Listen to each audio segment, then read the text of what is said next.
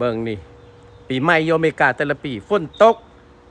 อาทิตย์นี้ว่าสิไปลินไวซิเลียก็บ่ได้ไปสำฝนตกบุญปีใหม่อยู่ไวซิเลียอาทิตย์นี้โอ้ยเนาะแม่ถ้าถามว่าปีใหม่โยอเมริกาเขาเจ้าคือบ่เปลี่ยนมือไปฮอดเดือน7เดือน8เลย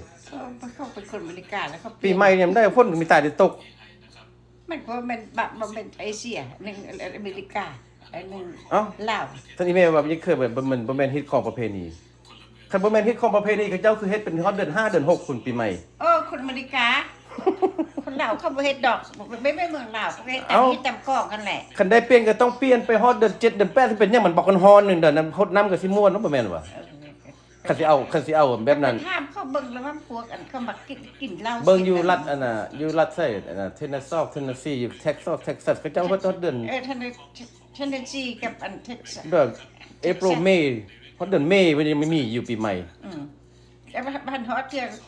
ได้มาเทงเกิดแก๊สเล่นคือกับตายย้อนอันเฮ็ดตำฮีตำของทั้งอีแม่คิดว่าก็จะต้องเฮ็ดตามฮีตามของว่าซั่นมันคือก็เฮ็ดบ่ได้มันอยู่อเมริกามันเฮ็ดบ่ได้คุกรักเฮ็ดเวียกเหตุการณ์คันซั่นว่าเฮาเปลี่ยนนี่ถ้าเปลี่ยนฮอดเดือน7เลยเนาะมันฮ้อนดีคันเปลี่ยนคันเป็นผู้เล่นมาแต่เส้นเต็มมือเกิดมาพุ่นเด้เมืองลาวเมืองไทยเป็น